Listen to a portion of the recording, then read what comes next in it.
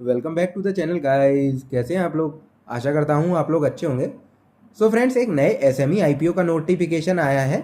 इस वीडियो के अंदर हम उसी आईपीओ का एनालिसिस करेंगे, जानेंगे उस आईपीओ की डिटेल्स के बारे में, कंपनी क्या करती है, क्या बनाती है, सारा कुछ जानेंगे इस वीडियो के अंदर। सो फ्रेंड्स, बने रहिएगा वीडियो में। तो चलिए वीडियो को स्टार्ट करते हैं और मैं लगाता हूँ सबसे पहले आईपीओ वाला स्क्रीन, वहीं पर हम हमारा डिस्कशन को कंटिन्यू करेंगे फ्रेंड्स। सो फ्रेंड्स, ये हम लोग आ गए हमारे आईपीओ वाले स्क्रीन पे। बात करें आईपीओ के नाम की, तो आईपीओ का नाम है कैनरिक इंडस्ट्रीज लिमिटेड। ये एक एसएमई आईपीओ फ्रेंड्स। ये आईपीओ ओपन होगा 29 अप्रैल को, क्लोज होगा 6 मई के दिन। फेस वैल्यू रखा गया 10 रुपीज पर शेयर का। इशू प्राइस आपको देखने को मिलेगा 25 रुपीज पर शेयर का। बात करें आईपीओ के लॉट साइज की, तो वो एक लॉट में मिलेंगे आपको 6000 शेयर्स।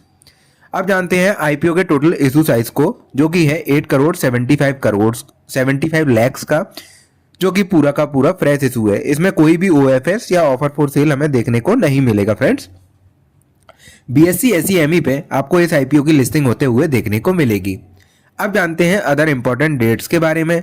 बात करें सबसे पहले आईपीओ के अलॉटमेंट डेट की, यानी कि अगर आपने आईपीओ में अप्लाई किया है तो आपको अलॉटमेंट मिला या नहीं मिला, ये पता चलेगा 7 मई 2025 को। और अगर आपको नहीं मिला अलॉटमेंट तो आपका पैसा रिफंड हो जाएगा 8 मई को। वहीं पर अगर आपको अलॉटमेंट मिल गया तो आपके डीमेट में शेयर भी क्रेडिट हो जाएंगे 8 मई 2025 के दिन। और जो लिस्टिंग डेट रखी गई है इस आईपीओ की, वो है 9 मई 2025 शुक्रवार का दिन। अब जानते हैं किस कैटेगरी में कितना परसेंट रिजर्वेशन रखा गया है।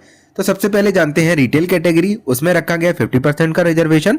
और अदर कैटेगरीज के लिए रखा गया है बाकी रिमेनिंग 50% का रिजर्वेशन। अगर आपको रिटेल कैटेगरी में एप्लीकेशन लगानी है तो आपको मिनिमम 1 लॉट की एप्लीकेशन लगानी पड़ेगी, जिसकी वैल्यू होगी 1,50,000 रुपीज। वहीं पर अगर आपको एचएनआई कैटेगरी में एप्लीकेशन लगानी है तो आपको मिनिमम 2 लॉट्स की एप्लीकेशन लगानी पड़ेगी, जिसकी वैल्यू होगी 3 लाख रुपीज। बात करें प्रमोटर की होल्डिंग के बारे में, तो प्रमोटर के पास प्री आईपीओ जो होल्डिंग है वो 99.996% की, और आफ्टर द आईपीओ ये घटकर हो जाएगी 72.01% की। ये तो हुई आईपीओ की डिटेल। अब जानते हैं कंपनी की डिटेल्स के बारे में कि कंपनी क्या करती है। तो जो ये कंपनी है कैनरिक इंडस्ट्री लिमिटेड, इसका इनकॉर्पोरेशन हुआ था 2017 के अंदर।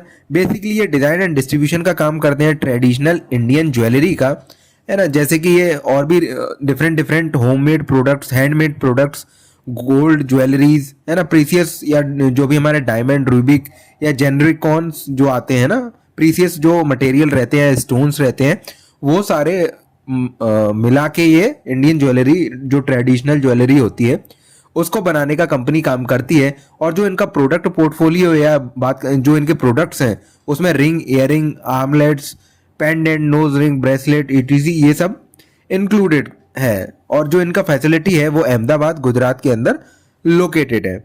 बात करें करंट एम्प्लॉयज की, तो कंपनी के पास करंटली 9 एम्प्लॉयज हैं अक्रॉस द वेरियस डिपार्टमेंट।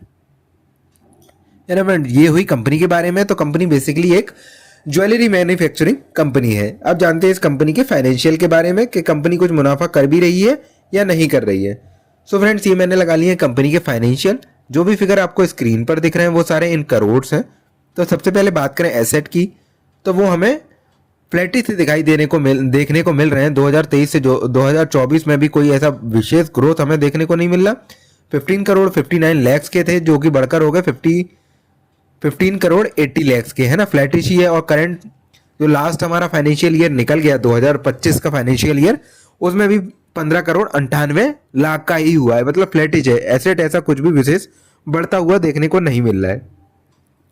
बात करें प्रॉफिट आफ्टर टैक्स की, तो प्रॉफिट आफ्टर टैक्स में जंप हमें देखने को मिल रहा है ईयर ऑन ईयर बेसिस पे, भले ही वो 23-24 हो या 22-23 हो या 23-24 हो, है ना। वहीं पर बात करें टोटल बोरोइंग्स की, तो जो लास्ट हमारा ईयर था उसके 31 अक्टूबर 2024 तक इनके पास जो करंट बोरोइंग्स थी वो अराउंड 1 करोड़ के आसपास की थी, है ना। तो बोरोइंग्स इतनी ज़्यादा नहीं है। एसेट कंपनी ने अच्छा खासा मेंटेन करके रखा हुआ है। बाकी जब हम इसका डेट टू इक्विटी रेशियो देखेंगे तो और हमें क्लियरिटी आएगी। तो चलिए सीधे चलते हैं हम अदर केपीआई इंडिकेटर की तरफ। सो फ्रेंड्स, ये मैंने लगा लिया अदर केपीआई इंडिकेटर्स।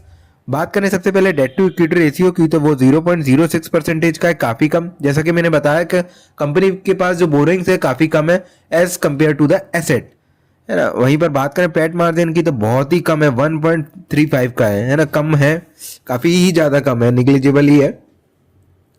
और बात करें पी रेशियो की तो प्री आईपीओ 20.74 का है, जो कि बढ़कर हो जाएगा 23.31 का। थोड़ा सा हाई वैल्यूएशन पे एक पूरा एसएमई आईपीओ लोग लेके आ रहे हैं, है ना। अब जानते हैं इस आईपीओ के जीएमपी के बारे में। सो फ्रेंड्स, ये मैंने लगा लिया जीएमपी वाला पेज। अभी इसके जीएमपी में हमें कोई भी ट्रेड होता हुआ देखने को नहीं मिल रहा है, इसलिए जीरो पे ये ट्रेड कर रहा है। सो अब आते हैं हमारे फाइनल क्वेश्चन पे कि हमें आईपीओ में जाना चाहिए या नहीं जाना चाहिए। सो फ्रेंड्स देखिए, for the listing in purpose you can definitely go if the GMP goes above 40%, then only you can apply for the listing in purpose, otherwise you can avoid for the listing in, है ना। और बात करें long term perspective की तो देखिए, इसके जो पॉजिटिव पॉइंट है, इस आईपीओ में कोई भी ऑफर फॉर सेल नहीं है, प्रॉफिट आफ्टर टैक्स अच्छा है ना। वहीं पर बात करें डेट टू इक्विटी रेशियो की तो वो 0.06 का है। और बात करें वहीं पर नेगेटिव पॉइंट्स की तो जो इसका पी रेशियो काफ़ी हाई है, मार्जिन कम है ना। और इसका जो एसेट है वो कंटिन्यूअसली फ्लैटिश हमें देखने को मिल रहा है, कोई भी ग्रो करते हुए नहीं देखने को मिल रहा है ना। तो जितने ही नेगेटिव पॉइंट है उतने ही इसके पॉजिटिव पॉइंट निकल कर आ रहे हैं। सो जो मेरा पॉइंट ऑफ व्यू है इस आईपीओ को लेकर वो न्यूट्रल है। आप अप्लाई करना चाहते हैं तो कर सकते हैं, अवॉइड करना चाहते हैं तो उसको भी कर सकते हैं, है ना। ऐसा ज़्यादा कोई लुक्रेटिव वैल्यूएशन पे आईपीओ भी नहीं आ रहा है ना। और ये फ्रेंड्स जो है ये मेरा पर्सनल पॉइंट ऑफ व्यू है, ये कोई भी बाय एंड सेल रिकमेंडेशन नहीं है। आप अपने फाइनेंशियल एडवाइजर से सलाह जरूर लीजिएगा before going to any IPO, है ना। तो फ्रेंड्स, इस वीडियो के अंदर हमने जाना कैनरिक इंडस्ट्री लिमिटेड एसएमई आईपीओ के बारे में। So that's all for today guys. Thanks for watching the video. Please like the video and subscribe to the channel. Thank you.